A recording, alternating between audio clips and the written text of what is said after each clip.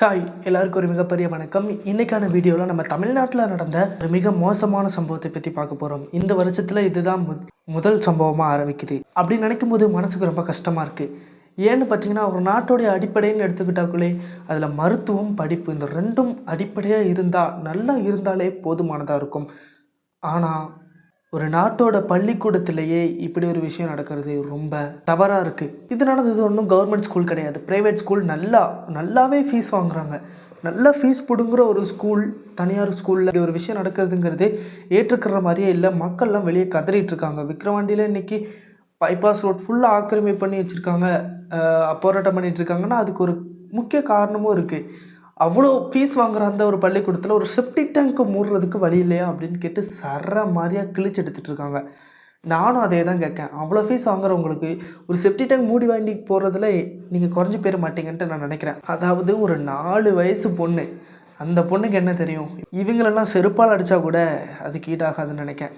Okay, இந்த விஷயம் எங்கே நடந்துச்சு, எப்போ நடந்துச்சு, இந்த விஷயத்தில் யாரெல்லாம் கைது பண்ணியிருக்காங்க, மக்கள் எதுக்கு போராட்டத்தில் ஈடுபட்டிருக்காங்க, அவங்களுடைய பெற்றோர் என்ன சொல்கிறாங்க, கவர்மெண்ட்லேருந்து இதுக்கு என்ன பண்ணியிருக்காங்க, எல்லாத்தையும் இந்த வீடியோவில் பார்க்கலாம். வாங்க வீடியோக்குள்ளே போகலாம். நான் ரிப்போர்ட்டர் பிரேம். இந்த விஷயம் நடக்கிறது பார்த்திங்கன்னா ஜனவரி 3, 2025. எங்கே நடக்குதுன்னு பார்த்தீங்கன்னா விக்கிரவாண்டி. எந்த ஸ்கூல்னு பார்த்தீங்கன்னா saint Mary's matriculation higher secondary school Vikravandi. விக்கிரவாண்டியில் ஒரு பிரபலமான ஸ்கூல் அப்படின்னு அறியப்படுது. கிட்டத்தட்ட 2000 ஸ்டூடெண்ட்ஸுக்கு மேலே இந்த ஸ்கூலில் படிக்காங்க அப்படின்னு சொல்லப்படுது. ஒரு ப்ரைவேட் ஸ்கூல் அப்படிங்கிறதுனால ஃபீஸுமே அதிகமாக தான் வாங்குறாங்க, கம்மியாக வாங்கலை. அப்படிங்கும்போது எதுக்கு இந்த செப்டி டேங்கை மூடலை அப்படின்னு மக்கள் குற்றச்சாட்டு வைக்கிறாங்க. இப்போ இவ்வளோ அலட்சியமாக ஒரு ஸ்கூல் மேனேஜ்மெண்ட் செயல்படுவாங்க அப்படின்ட்டு நானும் கேள்வி கேட்குறேன். வெள்ளிக்கிழமை மத்தியானம், அதாவது நேற்று ஜனவரி 3 வெள்ளிக்கிழமை மத்தியானம் கழிவறைக்கு போகிறேன் அப்படின்னு சொல்லிட்டு மேம்கிட்ட பர்மிஷன் கேட்டு இந்த பொண்ணு வந்து வெளியே வந்திருக்கு. எல்கேஜி படிக்கிற 4 வயது பொண். வந்த இடத்துல மதியம் இந்த பெண் வந்து தவறி செப்டி டேங்க்குள்ளே விழுந்திருக்கு. செப்டி டேங்க்குள்ளே விழுந்தது பார்த்தோன்னே ஒரு டிரைவர் பார்த்துருக்காரு. பார்த்து எல்லா டீச்சர்ஸையும் சொன்னோன்னே வந்து அந்த பெண்ணை தூக்கிட்டு போய் விக்ரவாண்டி மெடிக்கல் காலேஜில் போய் சேர்க்குறாங்க. சேர்க்கும் போது தான் தெரியுது அந்த பெண் அங்கேயே உயிரிழந்துட்டு அப்படின்னு சொல்லிட்டு. சிறுமி உயிரிழந்த விவகாரத்தை அவங்க பெற்றோர்கிட்ட சொன்னோன்னே ரொம்ப பெரிய பூகம்பமாக வந்து வெடிக்குது. கிட்டத்தட்ட பெற்றோர், உறவினர்கள் எல்லாரும் ஸ்கூலை வந்து சூழ்ந்துக்கிட்டாங்க. இது போக பார்த்திங்கன்னா நேராக போய் விக்ரவாண்டி பைபாஸில் போய் நாங்கள் ஆர்ப்பாட்டம் பண்ண போகிறோன்னு சொல்லிட்டு போயிட்டாங்க. இதில் என்ன தப்பு இல்லைன்ட்டு நான் நினைக்கிறேன். ஃபஸ்ட்டு ஒரு சின்ன பொண்ணை கிளாஸ் டைமில் வெளியே விட்டுருக்கவே கூடாது. இதுக்கு தான் கிளாஸ் டைமில் யாரும் வெளியே போகக்கூடாது அப்படின்னு சொல்லிட்டு சொல்கிறாங்க. 2வது தப்பு, மேனேஜ்மெண்ட் அந்த செப்டி டேங்கை மூடாமல் இருந்தது மீன்ஸ் அது மூடி இருக்குது. ஆனால் அந்த தகரம் அவ்வளோ துருப்பிடிச்சிருக்கு. பாதி மூடி பாதி மூடாமல் இருக்குது. இவ்வளோ ஒரு மோசமான அந்த பிக்சருக்கு வேணால் ஆட் பண்ணுறேன் பாருங்கள். இவ்வளோ ஒரு மோசமான நிலைமையில் இருக்கக்கூடியதை இவ்வளோ நாள் எப்படி வச்சுருந்தாங்க? அதாவது சின்ன பிள்ளைங்கள்லேருந்து 12th படிக்கிற ஒரு ஸ்கூலில் எப்படி இவ்வளோ அஜாக்கிரதையாக இருக்கிறாங்க? ஃபீஸ் அதிகமாக தானே வாங்குறீங்க, அதுக்கேற்ற மாதிரி வேலை செஞ்சால் தான் உங்களுக்கு என்னவா அப்படின்ட்டு கேட்க தோணுது எனக்கு. தி அரெஸ்ட். இந்த விஷயம் நடந்தது ஜனவரி 3. அந்த பெண் குழந்தை இறந்தே போயிடுச்சு. அவங்களுடைய அப்பா கதறி அழும்போது மனசே உடஞ்சி போச்சு. இந்த விஷயம் நடந்தது ஜனவரி 3. ஜனவரி 4 போலீஸார் இவங்கெல்லாம் காரணம் அப்படின்னு சொல்லிட்டு ஒரு 3 பேரை அரெஸ்ட் பண்ணுறாங்க. அந்த school correspondent, principal and the class teacher 3 பேரையும் போலீஸார் இவங்க தான் இதுக்கு காரணம் அப்படின்னு சொல்லிட்டு அரெஸ்ட் பண்ணுறாங்க. கரஸ்பாண்டன்ட் எமிலா, பிரின்சிபல் மேரி, டீச்சர் ஏஞ்சல், இந்த 3 பேரையும் போலீஸார் ஜனவரி 4 அரெஸ்ட் பண்ணி கூட்டு போகிறாங்க. சிறுமியோடைய அடக்கம் ஜனவரி 4 அதே தேதியில் தான் நடக்குது.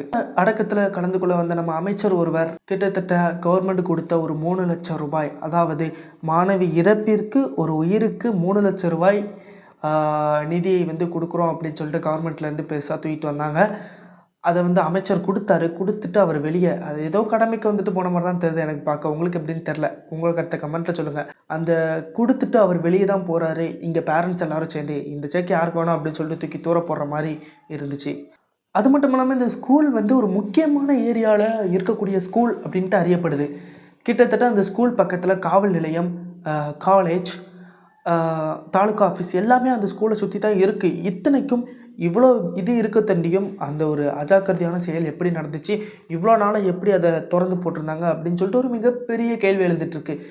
எனக்கு தெரிஞ்சு இந்த ஸ்கூலில் மட்டும் கிடையாது, கிட்டத்தட்ட நிறைய ஸ்கூலில் இது மாதிரி தான் செப்டி டேங்கை சரியாக பராமரிக்கிறது இல்லை அப்படின்ட்டு நான் நினைக்கிறேன். இது சம்மந்தமாக முதன்மை கல்வி அலுவலர், அந்தந்த மாவட்டத்தில் இருக்கக்கூடிய முதன்மை கல்வி அலுவலர் வந்துட்டு ரைடு விடணும். எல்லா ஸ்கூல்லையும் போய் இதெல்லாம் கரெக்டாக இருக்கா அப்படின்ட்டு மந்த்லி ஒன்ஸ் செக் பண்ணாலே அதுக்கு தப்பில்லைன்னு நினைக்கிறேன். ஏன்னா அதுக்கு தான் அவங்க சம்பளம் வாங்கிட்டு இருக்காங்க. சும்மா உட்காந்துட்டு சைன் மட்டும் போடுறதுக்கு சம்பளம் கிடையாது. ஸ்கூல் ஒழுங்காக இருக்கான்னு பார்க்குறதுக்கும் சேர்த்து தான் அவங்களுக்கு சம்பளம் கொடுக்குது கவர்மெண்ட். ஸோ இந்த விஷயம் நடந்துருச்சு. நடந்த விஷயத்தை பற்றி பேசி பேசி எதுவும் ஆக போகிறதில்லன்ட்டு எனக்கு நல்லாவே தெரியும். ஆனால் இந்த விஷயம் இனிமேல் நடக்காமல் இருக்கணும் அப்படிங்கிறதுக்காக தான் நான் இப்போ பேசிகிட்டு இருக்கேன். ஒரு ஜனவரி 4 இன்னொரு மிகப்பெரிய பேரிழப்பும் நடந்திருக்கு. அதை நம்ம அடுத்த வீடியோவில் பார்க்கலாம். ஸ்கூல்ஸ் இவ்வளோ அஜாக்கிரதையாக இருக்கலாமா அப்படிங்கிறத பற்றியும் நீங்கள் சிந்திக்க வேண்டும். கிட்டத்தட்ட இன்னொரு விஷயத்தையும் நம்ம சிந்திக்க வேண்டிய கட்டாயத்தில் இருக்கோம். கள்ளச்சாராயம் குடிச்சு இறந்தவங்களுக்கு 10 லட்சம், ஒரு ஸ்கூல் மேனேஜ்மெண்ட்டோட கவனக்குறைவால் இறந்த ஒரு சிறுமிக்கு 3 லட்சம். எப்படி இந்த விலை நிர்ணயம் பண்ணுறாங்கன்ட்டு எனக்கு தெரியல. ஃபஸ்ட்டு எதுக்கு காசு கொடுக்குறாங்கன்ட்டும் எனக்கு தெரியல. எனக்கு தெரிஞ்சு இவங்க எல்லாருக்கும் ஒரு கவர்மெண்ட் வேலை கொடுத்தா, அதாவது அந்த பெண்ணோட அப்பாக்கோ அம்மாக்கோ கவர்மெண்ட் வேலை கொடுத்தா அது சரியாக இருக்கும்ட்டு நான் நினைக்கிறேன். ஏன்னா அந்த வேலையை அவங்க சரியாக செய்வாங்கன்ட்டு முழு நம்பிக்கை இருக்கும். ஏன்னா அவங்களுடைய ஒரு குடும்பத்தோட உயிர், அவங்களுடைய மகனோ மகளோ சகோதரனோ சகோதரியோ அவங்களுடைய உயிர் சில கவர்மெண்ட் அரசு அதிகாரிகளுடைய அலட்சியத்தால் போயிருக்கு அப்படின்னு நினைக்கும் போது அந்த ஒரு வேலையை இவங்க கரெக்டாக செய்வாங்க. எந்த ஒரு பிசிறு தட்டாமல் செய்து முடிப்பாங்க அப்படின்ட்டு நான் நம்புகிறேன். ஸோ கள்ளச்சாராயம் குடிச்சு இறந்தவனாக இருக்கட்டும், இந்த மாதிரி விஷயங்களாக இருக்கட்டும், அவங்க குடும்பத்தில் உள்ள ஒருத்தருக்கு அரசு வேலை வழங்க வேண்டும். நீங்கள் கொடுக்குற 3 லட்சமோ 5 லட்சமோ அடுத்த நிமிஷம் காலியாகிறதுக்கோ, அடுத்த நிமிஷம் அதாவது எங்கள் மீடியாவில் போய் எங்கே பேசிடுவாங்களோ அப்படின்னு சொல்லிட்டு வாயடைக்கிறதுக்கு கொடுக்கக்கூடிய பணமாக இது இருக்கும்ட்டு என்னுடைய கருத்து. ஸோ ஒரு வேலை கொடுத்தீங்கன்னா சரியாக இருக்கும். ஒரு 2000 ஸ்டூடெண்ட் படிக்கிற ஸ்கூலில் இப்படி ஒரு விஷயம் நடந்திருக்கு அப்படின்னோடனே மிகப்பெரிய பிளாஸ்ட் ஆகுது. ஆனால் இந்த விஷயத்தை பற்றி எல்லோரும் பேசுவாங்களே தவிர இந்த விஷயம் நடக்காமல் இருக்கிறதுக்கு என்ன பண்ணணும்னு சொல்லிட்டு யாரும் பேச மாட்டாங்க. முதன்மை கல்வி அலுவலர்கள் எல்லா ஸ்கூல்லையும் போய் ரைடு பண்ணுறது தப்பு இல்லைன்ட்டு நான் நினைக்கிறேன். அது அவங்களுடைய வேலையும் கூட. சும்மா உட்காந்துட்டு சைன் மட்டும் போட்டிருப்பாங்க இந்த முதன்மை கல்வி அலுவலர்கள்.